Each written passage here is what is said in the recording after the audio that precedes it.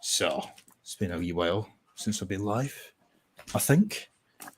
A couple of weeks anyway, but it's one of those things where I don't know whether to make a video or just do it on stream format. It's sort of a subject, which, as the title would suggest, that in the grand scheme of things doesn't really pick up the view count that it would if I was talking about Bames or Nicola Sturgeon or whatever the case may be. But Target 2030, I made reference to this in a video that I made just yesterday at Loch Ness. And it's a document that came out recently, the latest in a long line of adaptations to Scottish academia. And it's all about implementing the UN Sustainable Development Goals. So I thought we would kind of go through the PDF and whatnot. And it's been a long time since I've had Scots Armour on my stream with me. So pleasure to have him back. I am also cautious. May I just stress that it's a Saturday afternoon. Might be one of these cases where not very many people tune in at the time, but I'm under no illusion that some people will watch this back at a later date. So I hate that when you do streams because sometimes you feel like you're talking to yourself, but fuck it, needs to be done. How are you getting on, bud? Aye, well, it's good to be back on your channel, mate, and it has been. Well, if I recorded on my channel about 9 months ago, I dare say it must have been 10 months to a year the last time I was on yours. So it is good to be back, mate, nonetheless. And this is the joy bit with live streaming. Sometimes it's the timing of it all, but the good thing is it's always there for people to go back on, and there is issues that do need to be spoken about and addressed. So nonetheless, mate, thanks for having us. No, pleasure as always. Sorry about that. Boy Racers joined by. But I don't know if you caught the video that I made last night when I was at Loch Ness, but my main point of contention throughout that video was predicated on this document and whatnot that I'm going to go through. But it also tied into the so-called independence narrative in Scotland that never seems to die a death, despite the fact, as me and you both know, independence, quote unquote, isn't really independence. It's a European Union movement that dresses itself up as an independence movement. But my main point of contention with that is while they can continuously use elections and media cycles and every opportunity possible to distract the populace with talk of independence, things like this always seem to sneak in the back door. Just before we came live, I came across a live stream for the SNP's conference. And you know where I'm going with this because I told you before we were backstage, but skimming through it, albeit I haven't listened to all of it because I only came across it 20 minutes ago, but I can guarantee you that not one person in that room, white or black, man or woman, gay or questionably gay, and none of them straight, that's for sure, will have made any reference to things such as Target 2030. No, it's all about, the Westminster and the Tories and etc. State of independence, govern me harder, daddy EU bureaucrat, etc. Like this shit really does get on my nerves because for too long, this is sneaking in the back door. Who voted for this? Who voted for any of the sort of shit that we're seeing implemented in academia, especially in an academic setting? Just take everything else that they're putting into Scottish society to one side for a second, and we're speaking specifically about academia. Who voted for any of this? It's a pivotal question, and the answer, albeit it's rhetorical, is nobody, because everybody is so focused on independence. It's a fair point. I mean, recently I had a conversation with Joe Normie, and it was quite interesting because they had went into the school and they were talking about certain things. And one of the points that they brought up was a Facebook group called Education, Not Sexualization. Yeah. And ultimately, a lot of teachers are just kind of palming this off that this only comes from the council. It doesn't come from anywhere else. Me being me, I was like, oh, you have no fucking idea where this comes from. So obviously try to break down and simplify it in a really quick way. The sheer horror that came on the individual's face was quite telling, and they says, well, this is what I've heard, this is what I went in to speak to them about, and it's literally it's the fault of the council. And I says, well, the thing is you've got to look at as well, it's the compliance with the educators themselves. If those are the people that, if you're right, what you're saying, are opposing it, then surely to God, if they're quick enough to take a pay strike, they should be quick enough to take an educational strike on actually what's appropriate and what's not appropriate for children. But that's a conversation and not a tin of beans on its own. No, you're not wrong there. And I mean, the SNP have kind of got a good thing going where they've sort of devolved these sort of, like in an educational context, it's up to councils what they decide to implement. But what seems to be negated from that assumption or assertion is the fact that despite the fact they have the ability to implement as much as they wish or as little as they wish, they still have to implement some of it. It comes from the Scottish government. It's just up to each individual council how far they take it. So whether it's LGBT education or in this instance, learning for sustainability or even the fucking anti-racism nonsense, etc., they all have to implement it to a certain extent. They can't back out of that and refuse point blank because this is the national curriculum. The SNP, as always, seem to come out of all of this looking like they're not responsible, but they are. At the end of the day, when the chips are down, they're the ones that have rubber stamped and greenlit all of these sort of policy proposals in an educational setting. And what we're now seeing in regarding to that, fuck's sake, what we're now seeing is talk of yet more adaptations being put forth for our curriculum. They talk a good game about reforming it for the better, but as we're starting to see, which we all knew anyway, it's anything but. So I just wanted to play a bit of this, and I'm so sorry for doing this to you, but just to give people a bit of context in terms of what I was speaking about there, like the absolute distraction. So this is taking place in Scotland right now as we speak. It's still live, in fact. And I've got it paused at a great bit. I'm just going to mute my mic and let this individual speak because he's a great man, of course.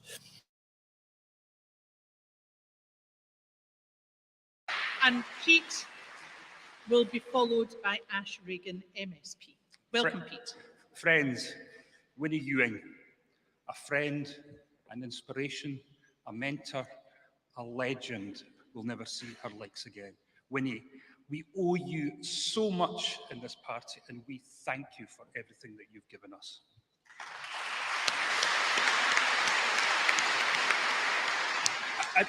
I don't know about you.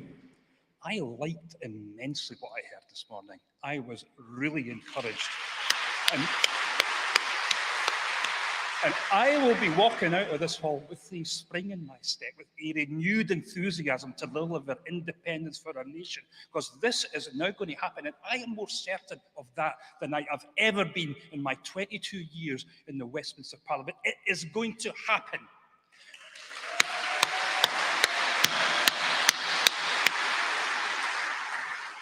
I've got a couple of little things I want to say. One of them is that we have to conclude that the referendum route to independence is now more or less closed. It may come back in the future. There may be an opportunity to revive it, but as we currently observe the current conditions, we have to conclude that's the case. Now, we know that because the UK government have been telling us that for the past God knows how number of years. They've said they will not engage in the process, and they've told us quite clearly they will not give us the necessary powers in order for us to have that referendum. It is time to start listening to what the UK government are saying and conclude that that route is closed. Now, what we've got to do, and what I like about what I heard this morning, we have got to take the matter into our own hands.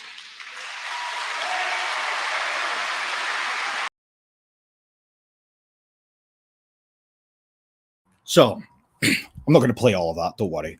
But my point is, this is the sort of narrative that they're running with, and it's always met with thunderous applause, right? This is the sort of thing that's going to be all over the public media publications today, tomorrow, etc., etc. The talk of the town will be independence has been revamped, etc. And it's all about generating, in its SNP context, it's all about generating support for the SNP. Just stick with us. We're going to do this for our nation, our people, etc., etc.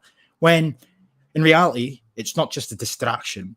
It's not just an attempt to obtain votes and obtain support, etc. It's also an attempt to maintain power. But sneaking in the back door is shit, like as the title of this stream would suggest. So it just infuriates me. We can spend all day long picking apart their phony revised version of events leading up to the present day post-EU referendum result. We can pick apart their shite when they talk about independence all day long. We could do that. In fact, we have done so. But the reality of the matter is, it's a distraction, because this is all about generating support. And the longer that people put their trust in that party, they are in turn, whether they're aware of it or not, supporting all of the things that are sneaking in the back door every single time they put a tick in that fucking vote, in that voting paper. So I don't know if you've got anything you want to say about Pete Wishart before I move on to Target 2030. Not necessarily about him, but I will say this on the aspect of, I don't know if you'd seen this, right? But obviously the last couple of days there's been quite a lot of talking points around Winnie Ewan, and some of the MSPs in Parliament have refused to obviously utter the name of Fergus, but have obviously given their condolences to Annabelle. Now, the thing is, for a lot of folk, you know, there's certain aspects of Winnie Ewan as our world viewpoints are slightly different from mine. But although I may not see and agree with everything that she believed in, I do believe she was one of the last rare people that was within that, you know, cloth that actually cared about Scotland. And on that note, I'm sad for her and her family.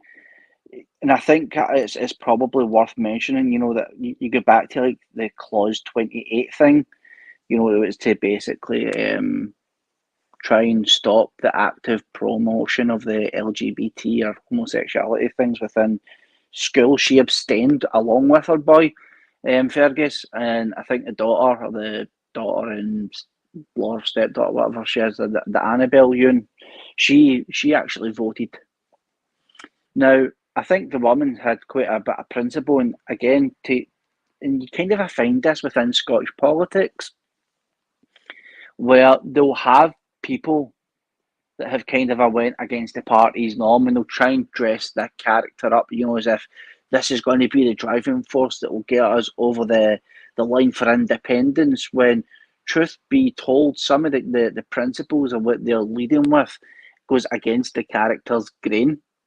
Because as I've pointed out, you know, with abstaining for votes and what the SNP are trying to push into children's education curriculums right now, would have went against the grain for Winnie. So I just wanted to point that out, that although I might not have agreed with Winnie Ewan, she wasn't a complete bad apple and did actually genuinely care about Scotland. As for Pete Wishart, he's just an arsehole. He's a poor man. He looks like that. Kiefer Sutherland, only if he was a Jake and an alcoholic. But other than that, mate, we can press ahead. No, I'd agree with that. Even with her there, obviously it's sad to hear of her passing. I mean, and I feel for both of her children. I would say though that Fergus, not just in the context of the deposit return scheme stuff, but I'd say he's somewhat of a credit to his mother. She was one of the old school SNP that actually opposed concepts such as the EU. Back when it was the EEC, she didn't wish to remain part of it when the referendum was posed. Part of the old guard, effectively. So, the sort of trajectory that the SNP have taken as of late in recent years is sort of spits in the face of the old guard. But on that note, that leads us to a Target 2030. So I'm going to share my screen now, and we'll get into this because, quite frankly, it's a sort of, I don't know what it is, just on a wee side note here. Like, if you go through my videos, albeit, I post a lot of clips. I've done so for several months now, but if you go through my videos and you compare and contrast the view count to videos where I talk about, like, dickheads saying that, like, white people are racist, etc., and you compare that to a lot of the educational resources, especially where, like, sustainability is in the title, there is a pitiful difference in views. And I don't understand why, because quite frankly, the anti-white narrative, the anti-white agenda that is pretty plain to see, is a vehement threat. That's without question. But so too is everything social justice, sustainability, and global citizenship related. But why one is sort of spoken about consistently within our spheres and elsewhere, or people with higher, subscriber counts and more of a following, more internet clout, they'll speak openly about one but not the other, and I don't understand why. I really don't. Learning for sustainability. So this is we're on the 24th of June today. Yesterday this came out, right? And this is all part of the talk that the Scottish government are currently in the process of reforming Scottish academia. They did so round about the 2000s. That's when the talk first started to create the curriculum for excellence, right? Which seen the absolute decline of Scottish academia from where it once upon a time was. And I know that the SNP love to try and brush away any controversy or criticism that comes their way as a result of some aspects of academia by pointing to things along the lines of, oh, well, many young people are in positive destinations. That just means that they're not unemployed, right? Or they'll bring up things such as uni placements, etc., but they don't ever mention the fact that there's a cap, more or less, in a lot of universities. Or they'll bring up things how the Scottish young people, as they're classified as, they are ranked 4th in the world, and I can't remember the exact, off the top of my head, the exact table that they're ranked 4th in, but when you do a bit of digging, and I've done a video on this, it more or less boils down to they rank 4th in the world for being more susceptible to social justice related talking points. I could get that up because, as I said, I can't remember off the top of my head. That's nothing to brag about, more or less. But this is their latest example here. So while they're all standing at their conference talking about independence and getting thunderous applause by all the dickheads in the room, this is going on in the background. As I said, distraction 101. So it says here that a refreshed action plan placing sustainability at the centre of the Scottish education system has been launched, including an ambitious commitment to ensure that every school and early learning setting will be sustainable by 2030. Now, for anybody that's not from Scotland who's watching now or watches at a later date, early learning means nursery settings. Okay, so that in and of itself is enough to more or less lose your temper, because quite frankly, reading that disgusts me. Early learning settings, so they want nursery settings to be sustainable, quote unquote, right? Not really any definitive explanation as to what that entails, but when you start to read a bit more, you understand that this is just about inserting this shit into every facet of Scottish academia. Learning for Sustainability features 25 actions and follows 9 months of collaboration with children, young people, and their educators. Now, this is something we've spoken about on stream before in the past, if I'm not mistaken.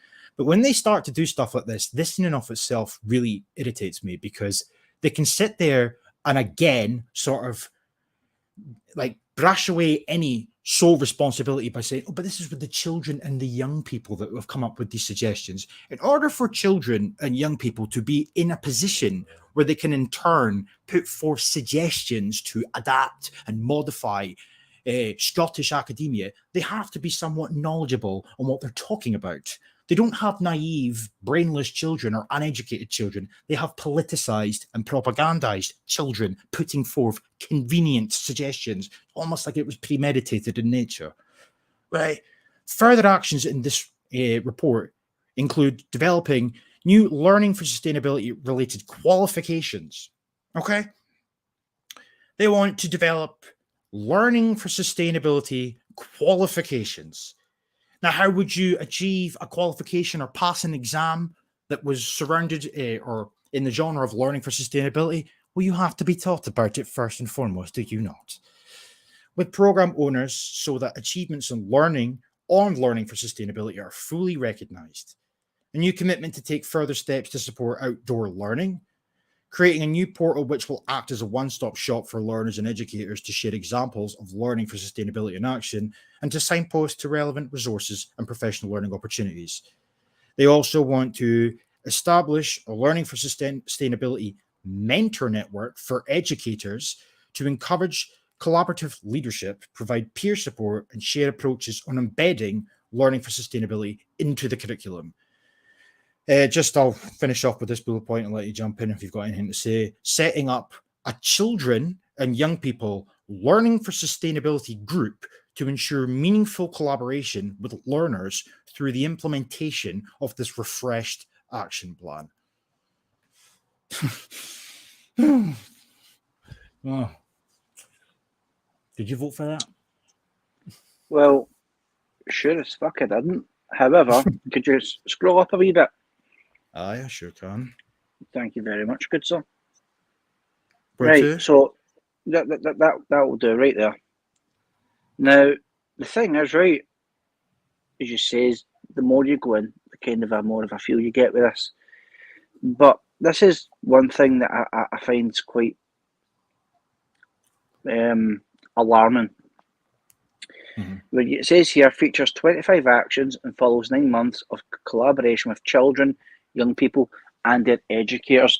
Now, right away, they have made abundantly clear that the parents aren't going to be involved in this process or even considered into this education that is now going to be laid thick onto the children. Right away, that's established in that wording. If anybody else can't see that, that's on them, sadly. Now, when you go down here, a new commitment to take further steps to support outdoor learning. That could literally be anything. That could be a walk along a riverbank. That could be learning about plants in the garden. However, given the emphasis that's on all things sustainable and climate, I would probably suggest that would point more towards the need to do things local because of the effect on the climate. I genuinely believe that that's going to have that type of direction within that. Yeah. Because if that entailed anything other than that, it would have kind of laid it out, but they haven't, because I think they're trying to use that subtly to then broaden it out and use good buzzwords and terminology that will appease their political activists. Now, further down, and this is absolutely excellent, where it says here, setting up a children and young people LFS leadership group, right? That's kind of like what we've already got with the Scottish Youth Parliament.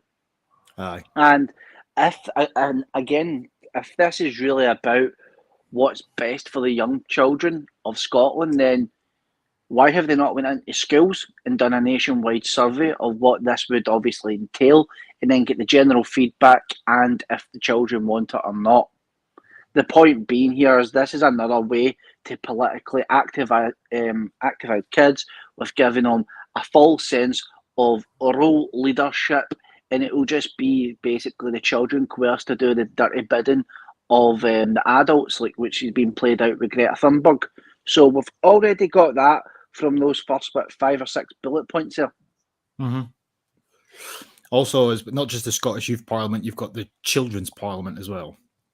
And, children from various constituencies across Scotland are sort of interjected into this parliament setting. It's not the same thing as the Scottish Youth Parliament in terms of, it's more the apprenticeship program to get you into the Scottish Youth Parliament, but it's the same thing. This is very young children.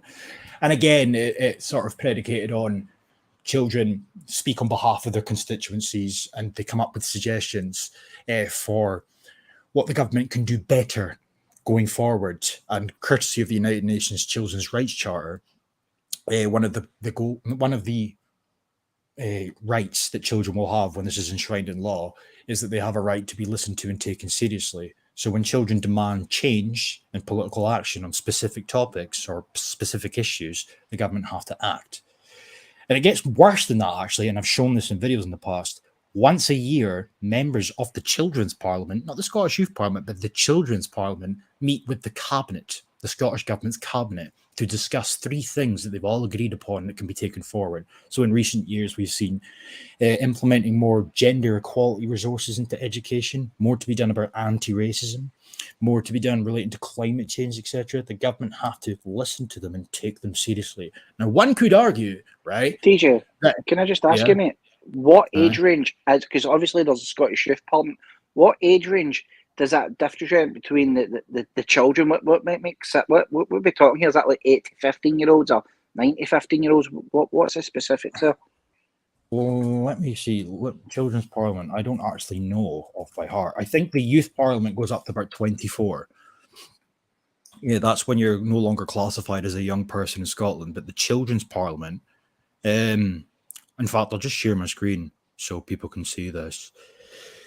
Share this tab instead. This is the Children's Parliament here. If my laptop would load. There's no excuses for this shit now, given the fact I've got a new laptop. Yeah, that's right, I've got a new laptop. This is the Children's Parliament. About us, let's see. Our organisation. I don't know why this isn't working. Getting involved, let's just see. It is literally children. I think, oh, here we go. Here you go. Although we are based in Edinburgh, we work throughout Scotland and keep a list of interested schools in case an opportunity arises.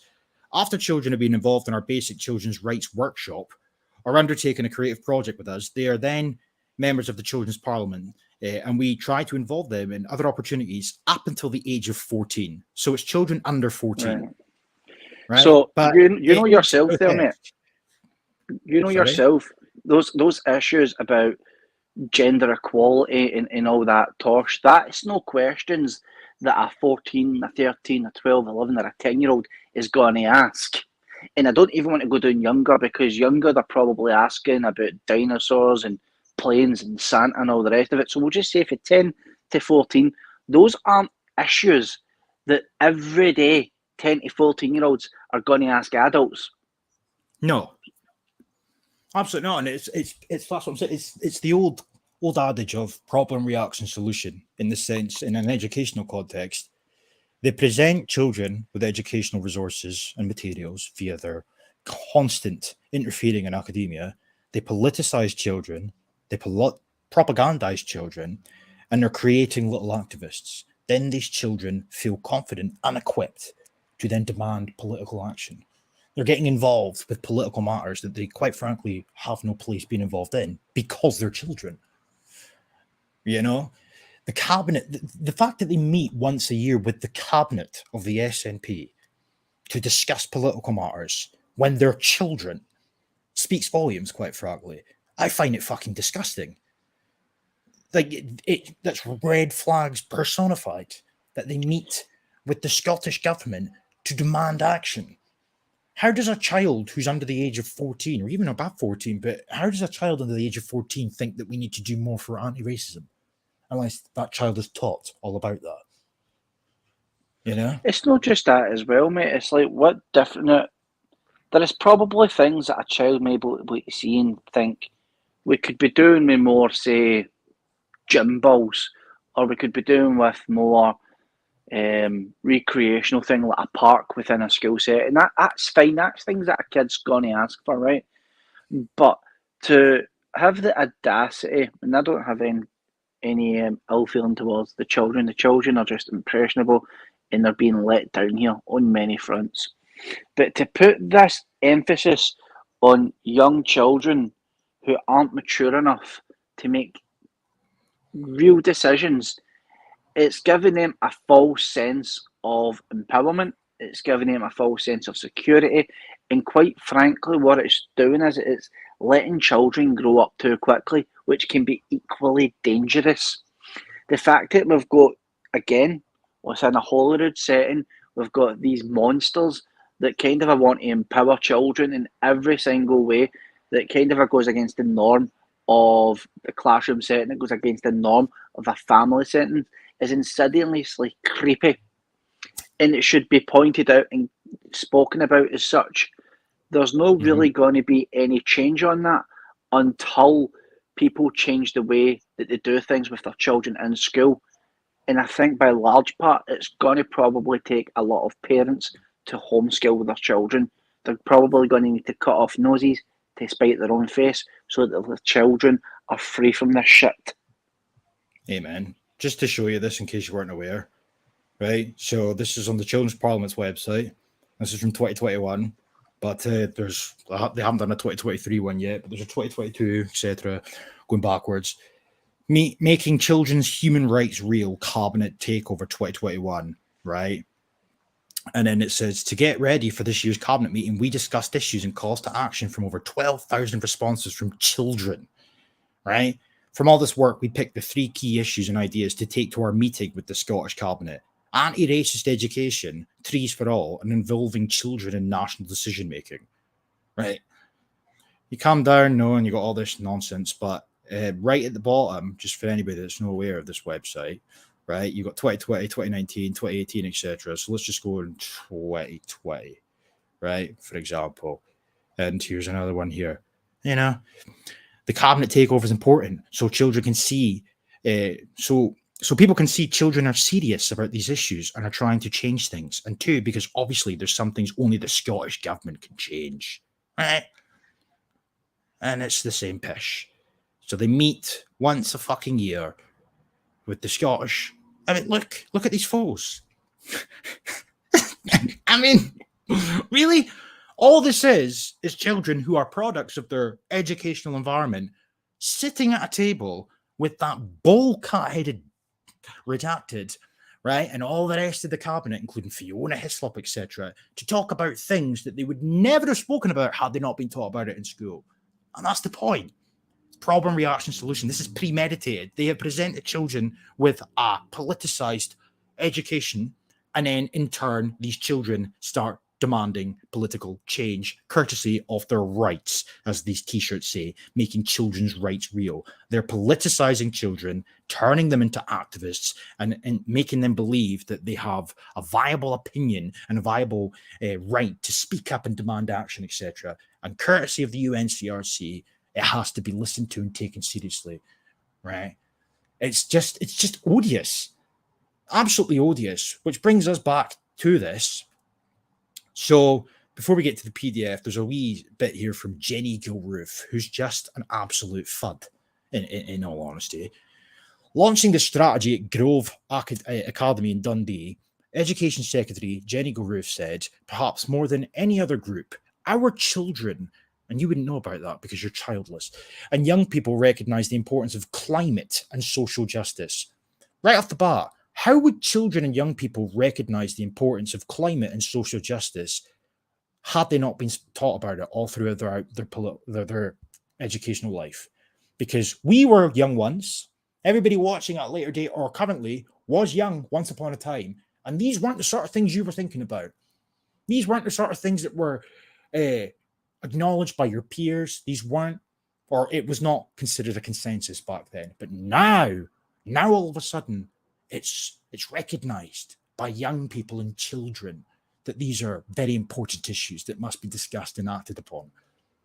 In order for children to get to a point where they believe that climate change and social justice are matters of importance, they have to be taught about it.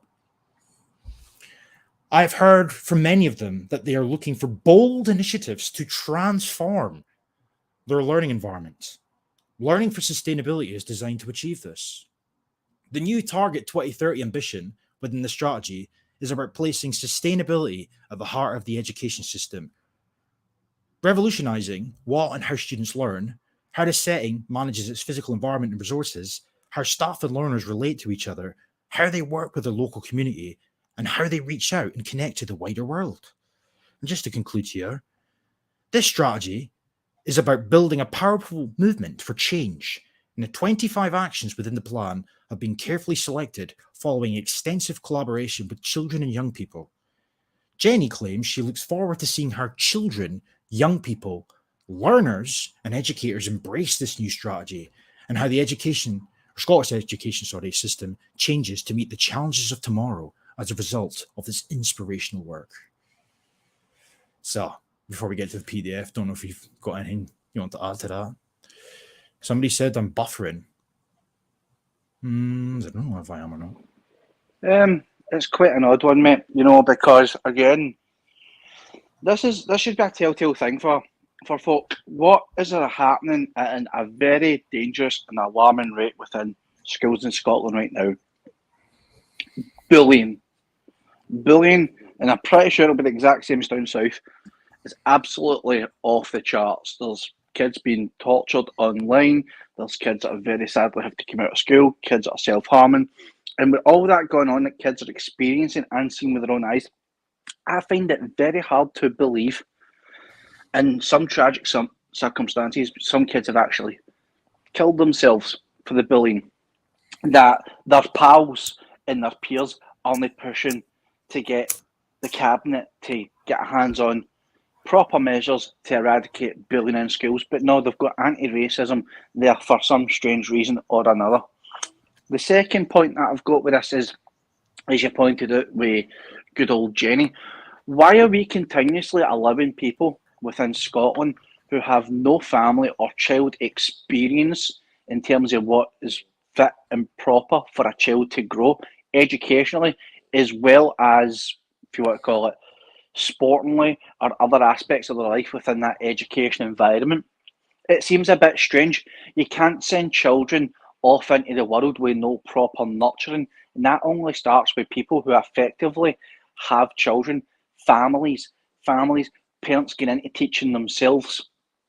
I don't believe people in these positions should be all about, oh, well, I've went and I've done so many social sciences. There needs to be, and it's the same with education in Scotland, there needs to be a real emphasis on what experience do you have? Do you have children? Do you have nieces? Do you have nephews? Have you worked with children?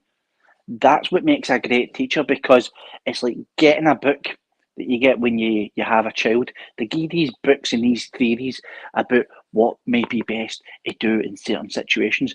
But 9 out of 10 times, it's all hocus pocus. It's all fucking, an idea penned by someone who doesn't have a child, when 9 times out of 10, it's common sense, because you've got that thing within you as a parent to say, well, I don't agree with that. It's this. You can tell with different cries, different coughs. You know this as you go. The alarming thing within Scotland is that you've pointed out, and I was none the wiser actually about the child parliament thing, is that you have an onion that is effectively a prison that have got these kids lock and key under an absolute grip of misinformation that's propagating their minds to be activists for an insidious agenda by these institutions. You've got educators, you've got politicians right now, some of them are at that bloody conference, that are absolutely hell-bent and complicit in pushing it over the line, which there is only one way that you can word this, is tyranny. There is a tyranny happening within our country right now, and it is not for the benefit of Scotland, it is for the absolute degradation of Scotland and its children. And that's all I'm going to say on that. Amen. Amen, brother. Scott Webb. Hello, sir. Hello, can you hear me okay? Aye. Loud and Oh, well, clear, that's good then. I think Nice this is one. a sort of topic that might very well be up your alleyway, the same as this up our alleyways in many respects. I don't know if you've seen this latest document that I'm about to go through, the PDF. Target 2030 is how it's titled on the Scottish Government's website, but it's all about learning for sustainability. So obviously, I don't know how much you've caught the stream so far, but the point that the pair of us are sort of making is the fact that it's more or less, we know this anyway, the politicization of children, but it's sort of stepping up a gear, so to speak, under the guise of reforming Scottish academia, while politicians currently, Scottish politicians and activists, stand in Dundee at a conference to cry and whine about my democracy and independence. It's just a mere distraction, because this is the sort of stuff that's sneaking in the back door. Well, as you know, I talk about things like the New Age movement and, well, various other occult societies, because that's the common denominator. That's why they're so effective.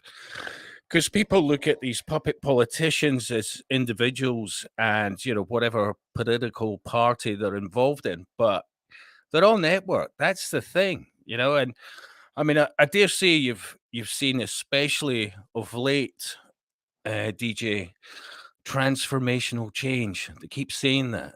And it goes back to that book that I keep babbling on about, the Aquarian conspiracy, personal and social transformation in the 1980s. It's been rebranded, and it's this new age movement of everything from theosophy to humanism to so many other things, and that's what most people aren't getting. They're not getting the connection that we're dealing with this society within our society that has a belief system that is global, and well, basically, they want to destroy the core family unit. Anything to do with nationalism, any feeling of nationalism, sovereignty, any of those things. They want to destroy countries and replace them by regions and zones within regions. And they're very effective because they're so networked and they're in on the ground. They're at all levels and all creeds, colors, classes. You're dealing with an occult religion made manifest before our eyes, and until people can start working that out, then they're not going to see that bigger picture, and that's the thing. I mean, you've said it before that the only party that you had even some slight confidence in, that, let's face it, none of us will see or could see coming into power, would be the Scottish Family Party, because the rest of them are just, well, do what thou wilt. Yeah. No, you're not wrong. I mean, Scottish Family Party, I don't know if we'll ever get to a position where they'll end up with some people in Parliament, but in the grand scheme of things, without sounding too pessimistic, I don't really think their presence would make much of a difference anyway, in all honesty.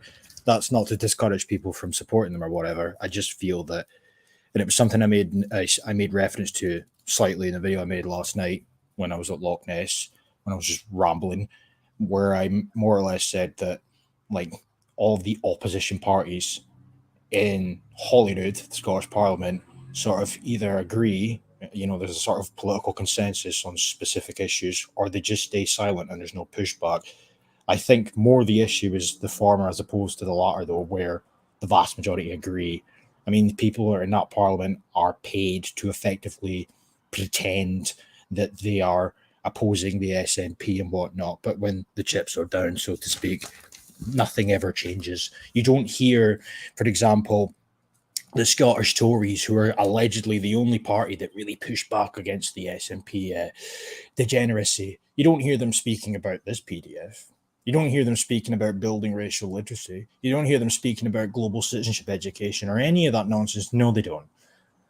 There's none of this stuff. I mean, even the rise, for all this talk of people being so concerned about the welfare of children, none of them ever seem to speak or call the alarm to the fact that there's a rise in quote-unquote climate anxiety amongst children. Little children terrified that their future is destroyed unless we implement radical, drastic, transformational, to use your word, societal change. There's no talk of that in Parliament. Why? Because they all agree. In fact, so much so that the only time you ever see any pushback in the Scottish Parliament is when they are accusing the SNP of not implementing things fast enough in terms of meeting climate targets, etc. But when it comes to the educational stuff, the children of now are our future. And the fact that things like this are sneaking in the back door month after month after month, completely politicized in nature. Even what's on my screen right now, learning for sustainability. Where does sustainability come from? Where does that come from? Well, as we know, United Nations Sustainable Development Goals. Absolutely. Why is that? Why is that in our schools? Who voted for this? Nobody voted for this. Do most people know that it exists?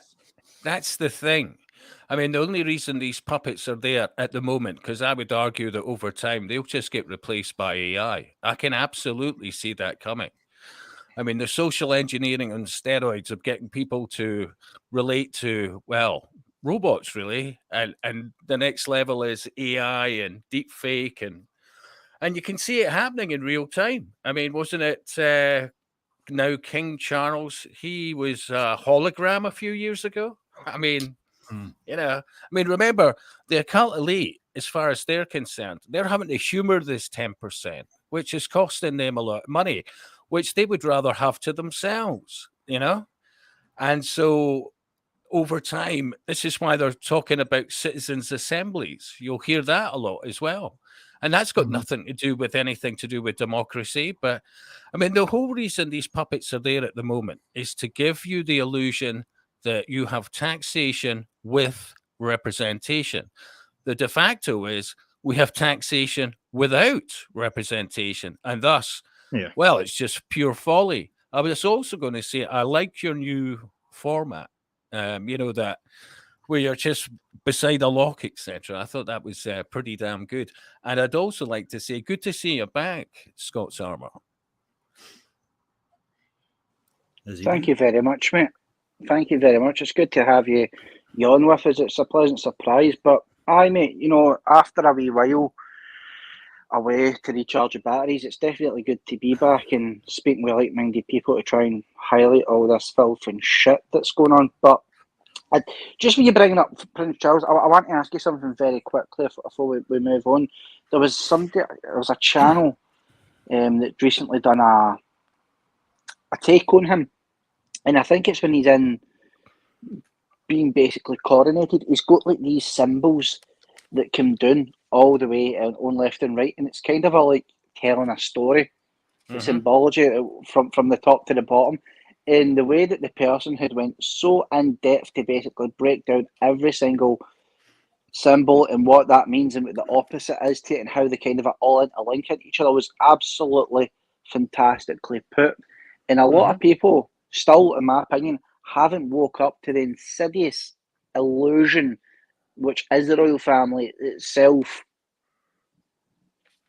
Well, exactly. Why are they there? I mean, they're quite literally trillionaires. They're not millionaires. They're not billionaires. They're trillionaires. The wealth is absolutely vast. It truly is, and it's never enough. And I don't see King Charles being there that long. I think he's so fucked off with humouring the public that that he's going to hand it over to William and Kate. That's where I see things going. I mean, he's well into his 70s now. He's happy banging Camilla, well, at least on the surface. And you can see his utter contempt for the population, for the public at large. Am I sounding okay? Because my monitor headphones, which I've had to put on, it's not easy for me to hear myself. So I hope it's not too loud. Your audio's good at this end, mate. All right, well, that's grand. That's grand. Yeah, I mean, look, the enormity when people start to get their heads around what they're actually dealing with. Honestly, we live in a business, and it's the business of the occult. And what they're doing is they're fine-tuning that business. There is not a country in the world that is not speculative, Freemasonically controlled. That's a fact. That's absolutely a fact. I mean, let's face it. Why would you do business with communist nations that do not support your values, send your smartest, brightest people to help create and build their infrastructure to be a threat to you unless you already own them? It's there in plain sight. This was about asset stripping Western nations, that wealth to go out these countries, so to destroy the middle class, especially, who were intellectually and financially a threat to the occult elite. So you destroy their power base over time. You demonize them. And then, of course, you dumb down the population, which they've been doing extremely well, let's face it. They absolutely are. I think just with your thing up on the screen here, DJ, Target 2030, it is something that a lot of people will look at, and obviously they'll take the mainstream media narrative of that's just a conspiracy theory, despite the amount of documentation that is out there on their actual agendas, how they're going to do this in different phases. And the thing is, and we all have a laugh and a joke about your favourite word, sustainable. But the thing is that always rings out is every time that I hear the word sustainable, it's always like goal one, end poverty in all of its forms everywhere. Because that right there, and I've said this before with Scottish independence, the biggest way to get someone to comply is to put a fear porn out there of This is a way that we can get out of poverty. This is a way that you can feed your children. And that being goal one, that tying into 2030, sets the tone for what's yet to come. Amen. And just on your point there about, for those that still insist and say that it's a conspiracy, this is the Scottish government's website, right? I've just pulled this. I had this tab open it already. So it's kind of a nice segue, albeit brief.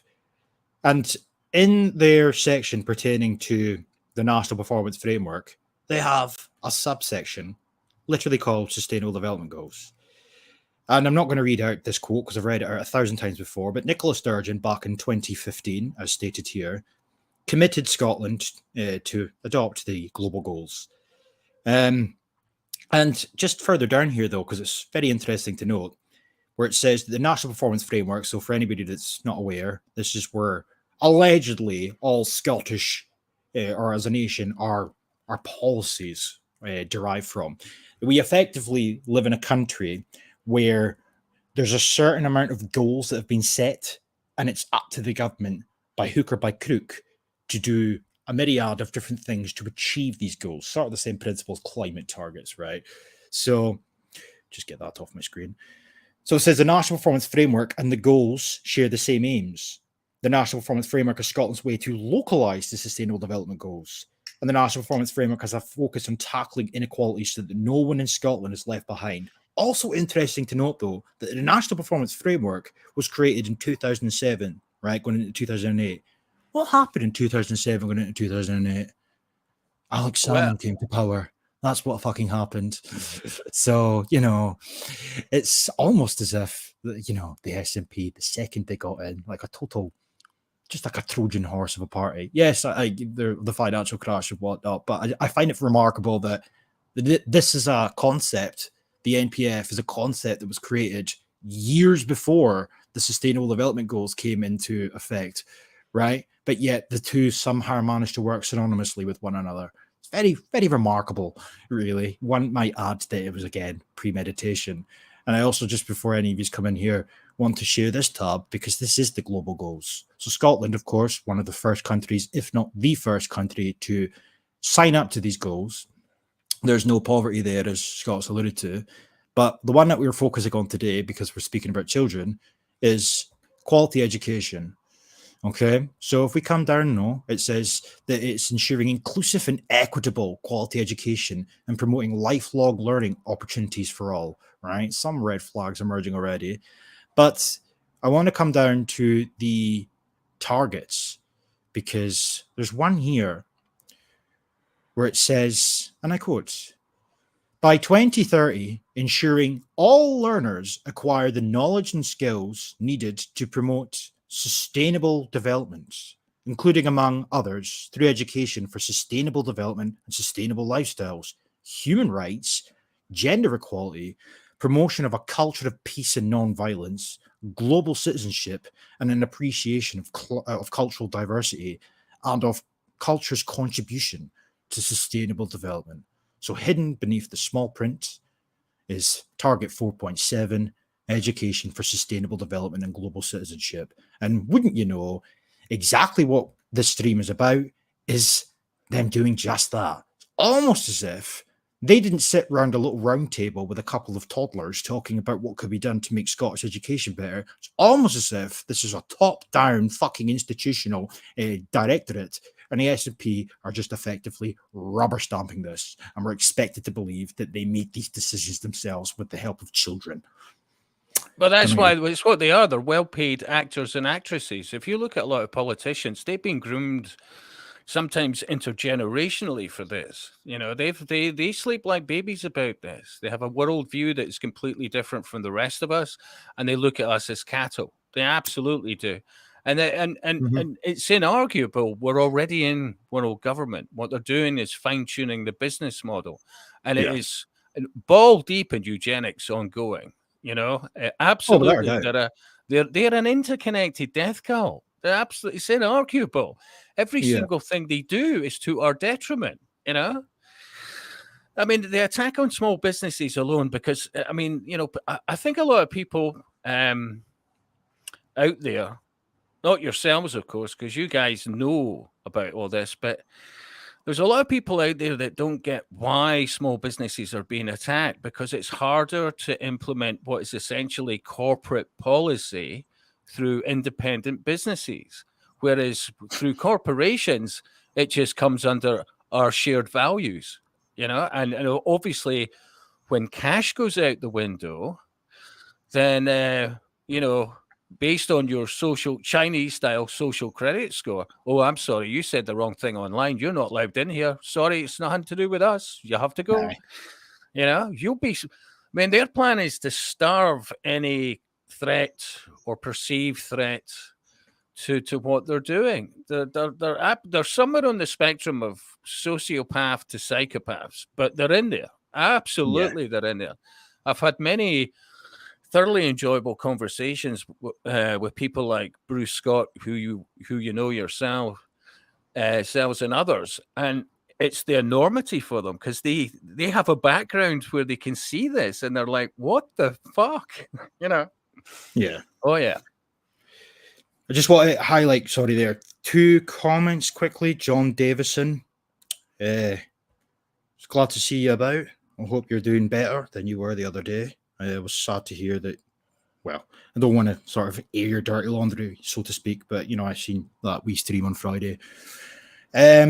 Just for this is more for you two as opposed to me, I assume. Do you want to clarify, are you foreigners? Oh, Well, I am not a foreigner. No. Just a nomad. Just a nomad. Yeah. And but more to prioritize this one from the Woodlander, where he says that obviously the time is over for talk, political paths are closed, this agenda is going ahead, they've already made that decision, it's time to act to build. I agree, but what I will say is I'm not one that ever advocates for political solutions and whatnot, right? And I'm not being a pessimist or whatever, but I fundamentally believe, or whether that's naivety on my part, that these are the sort of things that what's on my screen right now should be spoken about a bit more. You know, Yeah. like, there's no point in fucking sitting on stream saying, well, you should have seen what Hamza Yusuf said in Pilot this week. Yeah, I upload clips and whatnot, but that's more a catalogue as opposed to me genuinely thinking that should be the focal point of discussion. These are the sort of things that are sneaking in the back door, you know, as a result of, to your point, political paths being closed. So that's kind of what, you know, whenever I put stuff on my Telegram or whether I make videos, which kind of do get lost in amongst all the clips I upload, a lot of them are focusing on PDFs and stuff, which are, you know, educational, you know, education resources. These are the sort of things that people should be aware of. But it's, I can't do it all. You know, it's entirely up to other people to share the resources. Listen, I completely agree with you on that because, you know, you reach burnout. I mean, good God, I've been doing this for decades. So absolutely. I've saw some fine people come and go. And, you know, because it was affecting their lives, their family, their work, whatever else. And I always say to people, don't let it consume you, you know, because you see anybody that says, oh, we need to create groups and we need to network, we need to do this, we need to do that. Look, they obviously don't see what they're dealing with because you're dealing with masters of infiltration. They come to you with smiles and help. You know, many of them will start a group and then draw others into it, you know, because all opposition by and large is controlled. I mean, this has been going on for a very, very long time. The difference now is technology. Yeah. And I remember, I'm old enough to remember the internet in the 90s. Good God, what a time to be alive, and into the noughties. The amount of data that you could share, have access to, throw in links left, right, and center, even into publications. As I said, publications like the Scotsman, when they first opened up a comment section in the noughties, the popularity of that paper based on that was the ability for so many people to share data in real time. And it was a real period of waking up for many. And then, of course, over time, they adapted their websites to have more and more moderation and thus less and less, you know, true information out there. But I would argue, and I've always said this, just talking about it with others, you would be surprised how many other people are actually starting to put two and two together. I mean, as you know, I live in the Scottish borders, and even some of the worky types, the roofer, the guy that fixed the boiler, that kind of I was pleasantly surprised, especially of late, how many more people are taking an interest. And what I'm finding is it's about what's happening to children in schools. That's crossed their line for many of them. And Yeah. fair play, Because a lot of people are parents. So, I mean, even before I was a parent, I still took much of my issue, came with them continuously going after children. Because some of the stuff that is entering academia is just disgusting. And as far as I'm concerned, like what's on the screen, which I'm going to start to go through in just a second, it's nothing short of politicization. This isn't for the betterment of children. This isn't for the betterment of society. And again, I asked the question, who voted for this? It's rhetorical, of course. This is targeting children. And albeit it says to build an inspiring movement for change, so every 3-year-old to 18-year-old has a place of education and it becomes sustainable, that is just waffle. Beneath the surface, at surface level, there's a malevolent undertone, which is that they are just outright telling you that they intend to politicize your children. I don't know what else to fucking tell you. As it says, but again, this here, right off the bat, it says the call from learners and educators is clear. More needs to be done to ensure all, in bold, learners receive their entitlement to learning for sustainability. Right? In order for children and educators to make these demands, they have to be somewhat in the loop, so to speak, especially where children are concerned. They have to be taught about it in order for them to then make a decision or for them to demand action, demand change. So it says here that they fully recognize the importance of climate and social justice, equality and outdoor learning for their future life and work in the 21st century. I want this to be a real and meaningful part of their daily learning experience and their learning journey as a whole. We need to accelerate the speed of change and educate our learners for the future, right? Says who? Making learning for sustainability a key driver in the future of Scottish education will not only enable us to heed the call to action from learners, but will allow us to achieve much more besides. All of our policy ambitions in relation to the United Nations Sustainable Development Goals, the United Nations Children's Rights Charter, or the Convention on the Rights of the Child, climate and net zero, biodiversity, circular economy, and economic and social transformation can only be delivered with the commitment of Scottish people, supported throughout their education.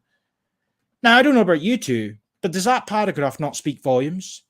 Well, it speaks. It absolutely tells you that the SNP are quite literally UN infiltrators. That's basically what they are. They're not nationalists. They never have. Well, they haven't been for, I would argue, decades. Yeah. No. But they're not working for us. They're not. And I see. This goes back to that speculative Freemasonic double speak. They talk about independence when actually what they're about is collectivism on steroids. It's right there in plain sight, and that they have utter contempt for the population they purport to serve, because the race. You've heard them. They're racist, they're homophobic, they're transphobic, they're not up for do what thou wilt. They're not fans of, Aleister Crowley.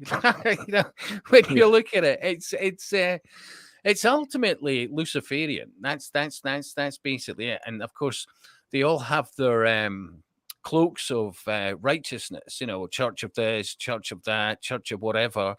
But I would argue that all organized religion is absolutely now is basically Luciferian, and especially what you hear as humanism. Humanism is absolutely basically Luciferianism. They're an interconnected death cult. That's the thing, and it's been covered by so many fine authors who try to drop the hint for decades. Good God, I couldn't even believe.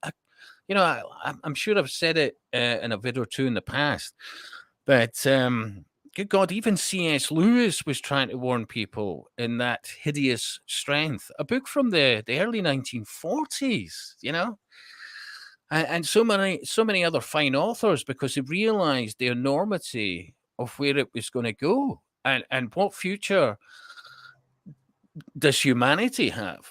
Our children. I mean, our children are being taught about things, saying, "Good God, see in the 80s, if you'd have said any of this in a pub, you'd have had your lights punched out and no sympathy and out the door. Seriously." No.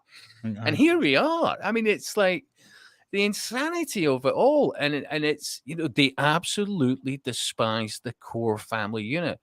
And most of these politicians, they're swinging more ways than Sunday. They're bisexual, trisexual, do anything sexual. I mean, behind the scenes, it's more like something out of Eyes Wide Shut. Seriously. Yeah. No, you're not wrong. I'll just as well though. To your point there though, where it's absolutely they detest the population. You can hear that quite often by the way that they speak. I find that even the term sustainable, just on a side note, and albeit, I'm theorizing to a certain extent, but whenever I hear the term sustainable, I genuinely believe that what they mean is depopulation. In order for you're everything the to carbon. be sustainable, we are the CO2 that they speak of that needs to be removed, right? Like, in order for our world to become sustainable, there needs to be less people by hook or by crook. Whether that's via all the different methodologies they got in place, such as, the normalization of LGBT, etc., whether it's the destruction of the family unit, whether that's putting shit into our foods via processed foods and whatnot. You hear all the time for decades, the decline in sperm, etc., but this is all coming at a time where they're speaking about overpopulation. One does have to wonder. But just secondly, on this point, and I'll bring you in, Scots, before I go any further, if you've got anything to add, where it says that my main point with this was it speaks volumes in the sense that they say here that social transformation, etc., can only be delivered with the commitment of Scotland's people, but then go on to tell you straight after the fact that that has to be supported throughout their education. So in order to get people in Scotland to be fully, quote unquote, committed to these agendas, they need to be educated. Hence why they're putting it into your education system for your children. Right under your nose. Scots, have you got anything to add? I'll keep it very, very short, but it'll be short as this. When I look at these things that are playing out, and when I read the policies and the things that they want to implement, for me as a Christian, it's everything apart from mark of the beast, quite literally, which once they implement this, that's what's going to be the next thing to come by, because everything by that point is, Scott's already turned around and says, they're just tuning up a couple of things. We are already within that pyramid structure, but it's just the fine tuning. And once they complete that gridlock, that's when they're going to come in and say, there's a mark, take it or leave it. And if you turn around and say no, which I can't speak for you boys, but I certainly won't be, Same here. life will not be the same again. In fact, life may not even be a thing for you, but in this world, you're against principalities, and right now, the United Nations, the World Economic Forum, and all their corporate prostitutes under the sun are the great whores that are pushing these narratives, folk. And quite frankly, time is not a luxury. Waking up and smelling the coffee is not a luxury. The time is to be upright. The time is to start calling this out. The time is to start being vigilant. The time is to start fighting back, because if you don't, by hook or by crook, you will be spiritually, emotionally, and physically torn apart in levels that honestly I don't even want to go into, because if people still haven't realised the agenda, especially with children that we're seeing playing out, you're in for some horrible rude awakening. Yeah. Well, let's put it this way. The public deserves, you've heard the term, ultimately the public deserves the government they get. If they don't actually it's not a question of standing in groups and all the rest of it. It's just calling these toss bags out for what they are. And I've found, I've spoke to many of these occultist underlings, and, even when they come to your door and, oh, hi, we're from the... And I've straight away, I've said, so what's your thoughts on theosophy? And you look at them, go from confident to stuttering to, oh, I see this is a bad thing. And off they pop. See, that's the thing. When you start to see the network locally, because that's it. I mean, I'll tell you some parts that might sound crazy here, the yoga centers that pop up here, there, and everywhere. Spiritualism being promoted. Honestly, you'll find them in every town and city. These little networks, enter this, enter that. The new age. I'm not joking you. Seriously. You wouldn't believe it, but that is the core. Seriously. Between that, I mean, the Blue Degrees Freemasonry, for example, they're not very clued up at all. They're seen as useful tools, and they're along for it because, they do well out of the funny handshake. But it's all part of it. Seriously, this interconnected shit show list of various groups and what's called, the mystery school religions. And you're dealing with everything from Satanism, Luciferianism, Theosophy, humanism. I'm not joking you. It's this interconnected shit show list of death cults. That's basically what you're dealing with. And when you start calling them out politely, don't give them any reason to give you grief, but just call them out for what they are. And the more people that start doing that, the more uncomfortable these tossers get. Yeah. It's hard to argue with that, in all honesty. I think, by and large, the main fundamental reason that they're continuously getting away with shoehorning and shit like this behind the scenes, well, it's twofold. First and foremost, most people aren't aware. But second of all, if they are aware, there's sort of buzzwords that are used to sort of negate any, so in the context of critical race theory, for example, it's anti-racism. Can I just say, sorry, mate. Can I just say that I'm reading this screen here, right? And there's a part on it. It's the last wee section. It says, "We invite every child and young person, adult learner, educator, parent, leader, and decision maker to be active agents of change." They're not even like remotely hiding it. They're literally telling you you're going to be the constant forces for us to do our bidding, because there is no greater tool to them. I mean, people talk about sleight of hand, but see, divide and conquer, it has been tried, tested over and over and over. And if you can divide the population within their own communities, they will never have enough spirit to overthrow us as an entity. And that right there is just copy, standard, and paste. Yeah. Mm-hmm. And there's an arrogance to them. There is, let's face it. And I would argue that's their downfall. It's their arrogance. It truly is. Their contempt for the population at large is palpable. Truly it is. Yeah. And it is accelerating. Fucking hell, it's accelerating. And it's funny, just on a side note, with the UN Sustainable Development Goals, and it was in 2020, just before COVID, where the United Nations came out and classed this decade as the decade of action. And in the small print on their website, it explicitly stated that the decade of action was to be about accelerating the transformation, again, that word, the transformation of our societies in order to achieve the 2030 goals. And what we've seen since their announcement / order, shall we say, or argue, we have seen an acceleration, and we have seen transformations, or we've seen the sort of groundwork's been laid for transformation. And I would argue it all started with the CUF, of course. That was the sort of catalyst to really accelerate proceedings. But it didn't start with COVID, but it sure as fuck began to accelerate. But just further down here, because I am obviously conscious, I don't want to keep the stream too long and whatnot. 2 hours probably max. But the term learning for sustainability, coined in Scotland, is now gaining traction in other countries as a cross-curricular approach which enables learners, educators, learning settings, and their wider community to build a socially just, sustainable, and equitable society as an effective whole-setting approach which weaves together global citizenship, sustainable development, and outdoor learning to create coherent, rewarding, and transformative learning experiences.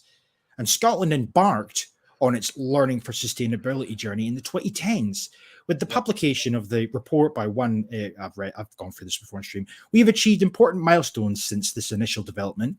The strategic vision was further developed through the Vision 2030 report and the concluding report of the implementation group in 2016. Right, I will skip some of this, but there's the mention of the General Teaching Council of Scotland there, though, I will say.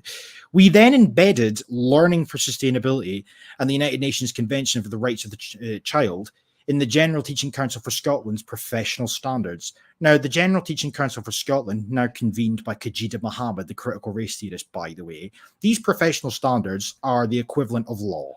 Teachers must abide by these professional standards, right? So these, pardon my French, cunts will pass professional standards or adapt and modify the professional standards, and schools have to adhere to whatever these people put forth. In 2019, we developed our first action plan to achieve the strategic vision of the 2030 report. Also in 2019, Scotland's achievements in empowering is a very curious use of language here, because it's just a word on screen, but when you know what they're actually talking about, it's more sinister, because again, it ties into everything I've been talking about throughout the duration of the stream. They are politicizing children and making them believe that they have a right to be listened to and taken seriously. So it's effectively, and it's a term I've used in many a video, it's metaphorical smoke being blown up their arse. So politicizing children, making them believe wholeheartedly that they are the voice of reason, that they have a say in proceedings. Unbeknownst to them, they are politicized. They're being empowered to speak up and demand action. Empowering young people to build a sustainable future. Right. In 2020, PISA. Oh, funny, when I mentioned earlier, Scots, at the very start of the stream, when I couldn't remember the table that Scotland was on, we ranked 4th in the world. It's PISA for global competence, right? Scotland scored 3rd highest among participating nations, behind Singapore and Canada. So we're getting to the sort of nitty-gritty of this document now. And I'm not going to go through the background, so to speak, the global context, just... This is them talking about the reformation of our curriculum. I'll read this paragraph, then I'll let you jump in. This is Professor Ken Moore. He's one of the few people that have been drafted in to produce reports, etc., and research to determine whether or not Scottish academia needs to be reformed. The conclusion, of course, is that it is to be reformed. He recommended putting learners at the center of the education system and referenced climate, children's rights, social justice, and outdoor learning as key drivers for education. Really? Climate change and children's rights and social justice are key drivers for education? Really? The commitment to create 3 new education agencies is an important reform. One of these new agencies will lead on the curriculum and therefore will likely drive the learning for sustainability agenda in terms of it being a curriculum entitlement. So I've rambled on there for a wee moment. I don't know if you've got anything to interject there. You going first, Scott? I'll let you fire away first, mate. Okay. Well, it's about divide and conquer. It's about dividing children from their parents. Yeah. I mean, even when you look at the trans aspect, when they were saying that they don't want any roadblocks in the way of children having puberty blockers or, well, mutilation. And, I mean, it's... And if anybody sits them down, their child, and says, "Have you thought this through?" Oh, well, that's child abuse. We're going to have to take your children away. I mean, seriously, there is no end to where this goes. So people just need to start having a bit more confidence about themselves and say, "Do you know what? You're supposed to work for me, not the other way around." Oh, I felt many and many parents in relation to problems that we're having with schools, and when you call them out for it, you be polite, but they can't wait to get the child out of school at that point. When you just start pointing out the network, seriously. As I said, if you mention things like theosophy, humanism, all of a sudden they're very uncomfortable, because that's the core of it. That's the core of these networks. We're dealing with an occult religion. It's a rebranding of communism in the 21st century. Yeah. And of course, everywhere where there was communism, you'll see a pentagram, whether it be Russian communism, Chinese communism. Yeah. The pentagram speaks volumes. But I would also say it's still all to play for, that people should not get down, yeah? But just choose your friends better. If you're being, well, laughed at by others, just change your friends. I mean, let's face it, the more you try and educate others who see you as a fucking idiot, well, you're wasting your time. Find better friends, and that includes girlfriends. Yeah. It's important, that kind of stuff. Scots. It's quite funny with Scott there saying about find better friends and stuff. Earlier on, right, I was on Twitter, and this kind of is related to it, but not entirely. And I'm pretty sure you guys have seen the video of the event that was happening somewhere in America, and they're going, "We're here, we're queer, we're coming for your children." And somebody put on Twitter that effectively the QIA mob, or whatever the last couple of digits are in that band, is making life difficult for the first three letters, and how it's now more difficult to actually be gay, lesbian, or bisexual because of all the antics that they're going after children. Mm-hmm. So this thread was basically alluded to, like, people saying, it's difficult because if I start having these conversations with like friends and family members, and they're looking at me as being rather intolerant and hateful, and I'm kind of sitting there like, if your biggest worry that you have right now, on a serious note, is that you may lose people for standing up for children to not being sexualized, then there is something that is absolutely abundantly clear with your mental function processes. Morally, you're fucked. If the worldly possessions and the need to have people liking you in this world that we live in is absolutely front and centre, instead of defending children, then you will be washed away with the fallout that's happening. And I believe with that, there's going to come a wave. There's going to come a wave of pushback on that, and that's going to be absolutely messy.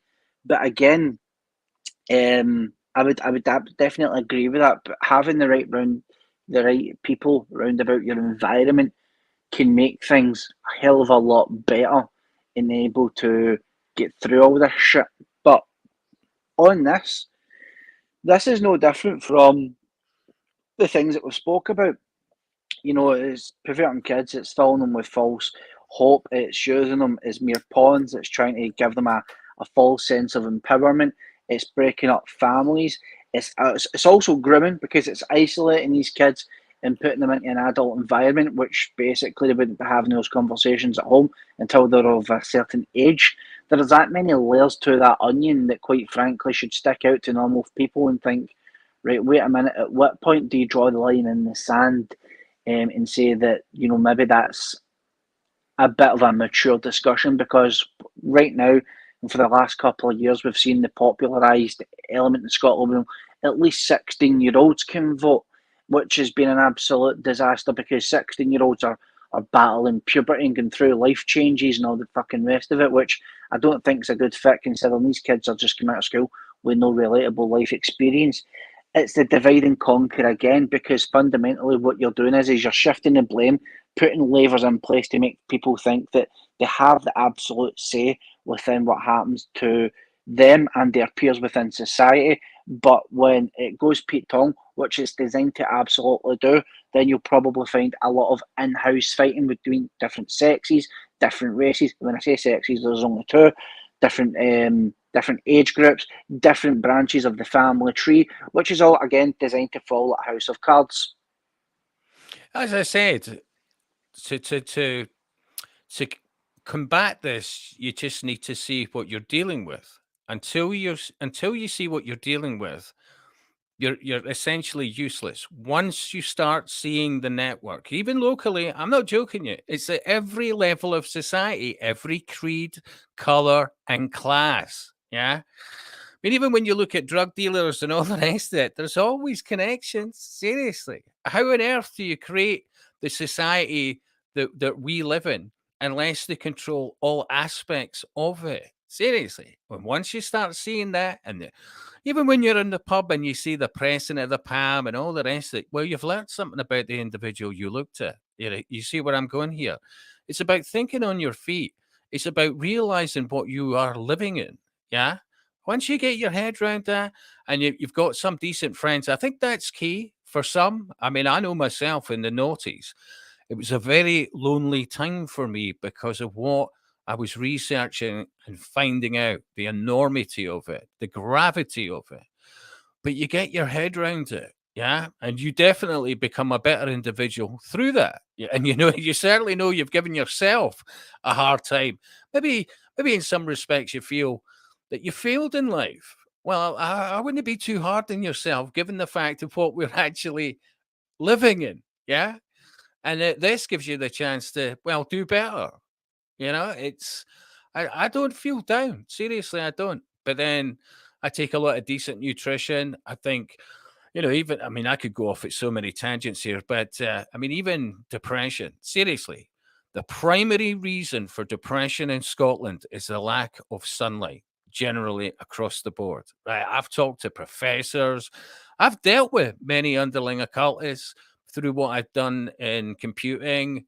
And I've had many conversations. D3 is very important. If you can get a decent, reasonably priced source of that, it's a start. That magnesium chloride, you can buy a kilo of that for maybe a tenner or less. Half full of jam jar or whatever else with it, with the flake. Top the rest up with water, and then just apply to your skin daily. That helps you absorb vast amounts of magnesium because we are, by and large, magnesium deficient. That way you start thinking better. I'm not joking you. The physicality aspect is important to have a clear mind. Yeah. You start feeling a lot better about yourself. That brings about a bit of confidence. Constantly read. There's another one. For many, by default, reading was always, in your life. But as more technology comes in, people's attention span has got lower and lower. And I find it sometimes even with myself when I'm reading a lot online, I'm not doing enough reading offline. And that makes a huge difference to your intellect and even your ability to dream. I know that sounds wacky, but I do notice the more I read offline, the better sleeps I have. The clarity of thought. After all, your brain is a muscle as much as any others. Yeah, I would just add though, mate. Those are good points, like really good points, because again, it's like with the comment that you just brought up with the woodlander, stop eating processed food. It's poison, and as we've seen, you spoke earlier on about the decade of action. Am I right in saying that? Aye. Right. So up to now, we're only at 2023. We've already had the COVID era. We've had government financial systems collapsing. We've had the food processes, the systems that's in place to get from farm to supermarket collapsing. We've had global shortages. We've had obviously floods and climate refugees effectively, amongst several other issues. Now, one of the things that I've seen constantly standing out with all this is the river Euphrates keeps drying up, and it's basically at a point where it's going to be non-existent. But, if you're smart enough to know that there is going to be a time where somebody's just going to come out and go, bang, there you go, that's all these problems solved. Everything's just going to switch into what would seem to be normality, but it's not. It's obviously an illusion. But the point being that all these things are interlinked. Like, for example, with the food, organic is completely uppriced. In either New Zealand or Canada right now, to buy a watermelon's about $45, which is absolutely fucking steep nonetheless. But if you get the supermarkets savers option, which, by the way, folk, I'm not chastising anyone. If that's all you can afford, please believe me, I do sympathise with it. But that's the GMO pharmaceutical laced shit that they'll say, by the way, we've come up with this, it's going to curb the need for hunger is going to go out the window because we have food now, although it's been lab grown or it's genetically modified, it's safe for consumption and everybody won't go hungry. These are the things that are in place for when these systems collapse. Everything within those bullet points that you went through are all linked in. We are only going to be at our best if A, we give our body exactly the rest and the nutrition that it needs 100%. B, if we are able to deal with our emotional processes properly, which means that you don't become frantic when you're put into a problematic situation, and ultimately C, you're only as good as what you are to each other in terms of how you hold yourself and how you guide other people around about you that might need a wee bit of insight, a wee bit of help, or a wee bit of leadership. Those things are going to be absolutely key. Yeah. I agree with that. I just, to your point about watermelons there, I wasn't even aware of this, but watermelon seeds, apparently one of the most nutritious. They've now, however, developed melons without seeds that are cheaper. Yeah, I wouldn't trust anything that's been artificially created. Same principle applies with processed shit. All these people that spend a lot of their money at McDonald's or buying, processed meat, burgers, etc. I think there's very much an argument to be made that the decline in sperm that they speak of and the decline in testosterone that they speak of could be attributed to a lot of what's being consumed by people. It's very hard to argue against that. I don't really see any other plausible explanation because it's unnatural. It's another reason why so many relationships are breaking down. And this is me without a drink. I mean, if you're in a decent relationship and you're looking after yourselves and each other nutritionally, there is an importance to that ongoing physicality that keeps that bond together. Otherwise, you're just like a brother or sister. It doesn't work. Over time, it will go south. Yeah. So, for the guys, start looking at what you're eating that actually helps boost your own natural testosterone. Yeah? Start giving a shit.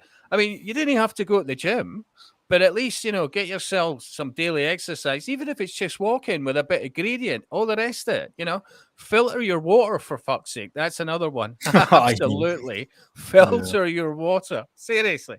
Yeah. Even if it's these jugs that you get out of wherever, right? But seriously, filter your water. Honestly, I mean, there's companies out there, independent companies, right? And some of them take heed and some of them don't, right? And not everybody that's going to go to that company, that business who, sells whatever goods in the form of food are going to tell them. But the clued up go to places where they have some confidence in the food that they're selling. Yeah. Or that company, when it's giving you a coffee, for example, that they've got filtered water in the establishment, that you're not eating toxins. Yeah. I would stay clear out of anything to do with any of these Witherspoons, by the way. Everything they cook in, everything everything about Witherspoons is, as far as the occult elite are concerned and the occult underlings, the people that go into Witherspoons is a bit like the drip tray at the back of a pub on a summer's day. All the shite, all the flies, all the wasps will go and gravitate to the drip tray. That's the way they look at the public. That's what the Witherspoons are there for, to help part of that bigger picture and shortening people's lives because they think it's cheap. It's not cheap when it's shortening your life. But it is sustainable. Oh, yeah, absolutely. Yeah. I mean, there's another thing. Sorry to interject there. Sorry, it's just in the private chat. Scott's Armour said he's got the head soon. So I'm just, I made reference earlier on that was cute. I was sort of cautious of time. I haven't got through through much of this PDF, but I'm not going to go through all of it because a lot of it is waffle. But I do want to highlight just a few things, and then if you've got anything to interject, then use can and whatnot. If this was a sort of like open panel at a later date, then fair enough. But for purely on the basis of time, I've got a dog to walk and all that as well. I did say 2 hours at the latest, but But I want to go through just a few brief things with this, and then if you've got anything to add to that, then so be it. But key findings from the research, which has formed the basis of this new and improved plan, as it says on the screen, that where learning for sustainability is embedded, it has often been down to the passion of those individuals who are driving the change, right? So again, it's sort of making reference, sort of like in many respects, a slap in the face, sticking two fingers up to the reader because they are brainwashing your children and you don't even realize in order for them to have passion or be passionate about these subjects, they need to be taught about it in the first place. And it has to be presented to them in such a manner which would allow for them to become passionate about said subject. A key message from both educators and learners is that adults need to learn more about sustainability to be able to share this with learners. So adults need to be re-educated about sustainability in order to be able to share this with children. It's more or less what that sentence says in its entirety. That was one of the points I made in that video I made yesterday at Loch Ness, actually. That I paraphrased it, obviously, at the time. A focus on learning for sustainability in practice rather than the theory is key. And policymakers, education bodies, and relevant partners must ensure that there is a support for all those progressing on this journey. So this PDF is 33, go figure, pages long. But as I say, maybe at a later date I will make a video on it in and of itself, because I do realize as well that not everybody's going to watch a fucking stream. Maybe a sort of video might do it justice. I don't know. But to build an inspiring movement for change, so every 3-year-old to 18-year-old or their places of education become sustainable learning settings by 2030. And the concept is curriculum, culture, community, and campus, right? But I just want to go through, this is their call to action. In September of 2023, we will issue a call to action inviting all national bodies and local authorities to integrate the 2030 commitment into their improvement plans, strategic plans, and corporate plans, with the ambition being to build a movement for change to provide a powerful mix of innovation, inspiration, incentive structures, and resources to guarantee the successful implementation of our vision. The Scottish Government and partner bodies will make their own commitments backed by practical action to provide the support that settings will need to realise our 2030 ambition. You know, every individual learning setting, etc., and child and young person will be challenged to commit their personal pledge to ensure that the learning setting becomes a sustainable learning setting. During the course of 2023, the government will work with leadership groups to develop further detailed advice on the concept, to develop a communication strategy, and to provide further advice and support. So then we come to their actual objectives, their actions, etc. They've got the call to action, which we've just gone over briefly, or I just read out a bit of. We've got this, where are we? They've got their strategic review of learning for sustainability funding. They have a mentor network in line with the General Teaching Council professional standards. Every practitioner, setting, and education leader should demonstrate learning for sustainability. Just on the General Teaching Council of Scotland's professional standards, I did want to show this. I've had the tab open for some time. Their professional values are as followed in their social justice section: promoting health and well-being of self, colleagues, and the children and young people in care; building and fostering positive relationships in the learning community which are respectful of individuals; embracing global educational and social values of sustainability, equality, equity, justice, and recognizing children's rights; respecting the rights of all learners as outlined in the United Nations Children's Rights Charter, UNCRC; demonstrating a commitment to engage learners in real-world issues, right? Committing to social justice through fair, transparent, inclusive, and sustainable policies and practices in relation to protected characteristics; valuing as well as respecting social, cultural, ecological, and racial diversity; and promoting principles of sustainable development and global citizenship for all learners, right? Demonstrating a commitment to motivating and including all learners, understanding the influence of gender, social, cultural, racial, ethnic, religious, and economic backgrounds and experiences; demonstrating a commitment to supporting learners who are experiencing or who have experienced trauma and understanding and challenging the discrimination in all its forms, particularly that which is defined by the Equality Act. So just for anybody that disbelieves me, this is literally from the General Teaching Council of Scotland. This is their professional standards. So I have gone in somewhat of a tangent there, but, you know, I have to get through that just on the basis of that a lot of this works in tandem with the General Teaching Council of Scotland. And yeah, I don't know if you've got anything to interject there or whatever, but the Scott? floor is yours, boys. You know, I can't remember what event it was, but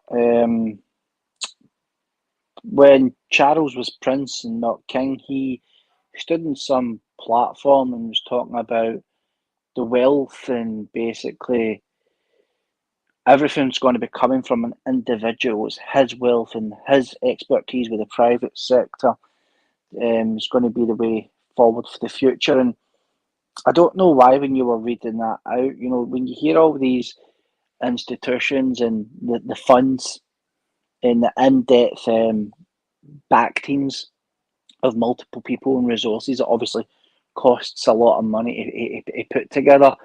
There is obviously a place where that's coming from, and as Scott's laid out well right across a stream, there's very strong links with the occult, with Freemasonry, with the globalist establishment, and Luciferian ties to that, and everything again. And I've previously said this. This is as a Christian, and for Christians themselves, and perhaps other peoples of faith, everything about these points is quite literally everything but the mark. There is no any other way to word that or dress it. It is inherently evil, and I think it is obviously very well put together in the sense of for people who perhaps have bloodlines or don't look at things on a, if you want to call it, a spiritual level, would perhaps see things put in a way of buzzword terminology and probably see a genuine tone of, well, that's what we want. We want, you know, children to be better at school. We want everybody to be included. All these appeasements. But it's I don't know if it was Ronald Reagan or Nixon that says, you know, when fascism comes to America, it's not going to be done by people calling themselves fascists. It's going to be it's going to be done nicely in a libertarian front, and that's exactly what these people are good at. They're very good. They're very seductive with what they do. That's why they've been able to do these things for so long. That is why a lot of this has been underhanded right into the schools to the point where children are now driving and pushing this, and it's worrisome. But this can be turned around. Make no bones about it. This not only can be turned around, this can be beaten, and it Yes. can be driven out of schools. It can be driven out of society. All what it takes is people just basically having the uprightness to stand up, because it takes one person to say no, and that gives confidence and encouragement to other people to say no. And once that becomes a consistency, we will, make no bones about it, whether it's local government, national government, or the institutions themselves, they will fall like a fucking house of cards. Yeah, absolutely. Look, once they're seen for what they are, they no longer have that cloak of invisibility. Yeah, that fucking alarms them. Absolutely, it does. Yeah, when more and more people, this is why I'm against, you know, when people say, "Oh, we need to get groups together." You bring a group together, you're going to be infiltrated. I absolutely promise you. That's it. Historically, that's always been the case. But if people wake up en masse, yeah, just having decent conversations, just pointing out what reality is, yeah, you're not forcing your opinion on others, but it is inarguable. Seriously, when you just start talking with a bit of common sense, it was another reason. Remember, primarily they wanted the pubs shut down during all this COVID shite, because people with a couple of beers down their neck, sharing their thoughts on what was going on out there, they could not have that. Seriously, they could not have that. Yeah. And that in itself tells and speaks volumes. Yeah, it is absolutely still all to play for. It is absolutely about turning this around. And it can be. There's a lot of things that people don't know about these occultists. I won't go into too much detail, but they're not the paragons of virtue, that's for sure. A lot of them have many problems character-wise themselves. In fact, they have to be, because they all have to be blackmailable. Think about this. That's why behind every politician is a skeleton. Absolutely, there is. Yeah. So if you've got the wherewithal to be able to take your child or children out of school, do it. Absolutely do it. They're your children, not theirs. Make sure they read. Get them to read lots of fine books from fine authors over many decades. Spend good quality time with them. Seriously, you would never regret that. Never. Amen. And I mean, one other thing, just to your point there, you quite often see them speak about in a Scottish context that they're proud of the fact that Scottish academia generates the ability for children to critically think, which is absolutely laughable because, in many respects, what we have seen as the inability for people to critically think, they are actively trying to ensure that that cannot be a process that, people, learn to think for themselves and whatnot. But just on that final point, it's kind of a good way to segue into a sort of conclusion for this, because in order for people to be able to think for themselves and for people to be able to speak with one another on the streets or whatever context it may be and fight back or whatever you will, they need to be informed to a certain extent. And I think the paragraph that's highlighted on my screen at present kind of showcases the sort of vulgarity that's taking place here with their Target 2030 plan. And they say here that in support of Target 2030 sustainable learning settings, Education Scotland will work with relevant partners to ensure that learning for sustainability is better embedded in all relevant leadership programs across the school, early learning, which is nursery, and childcare, which is even younger, GME and community learning sectors, and in line with the relevant standards relating to the General Teaching Council of Scotland.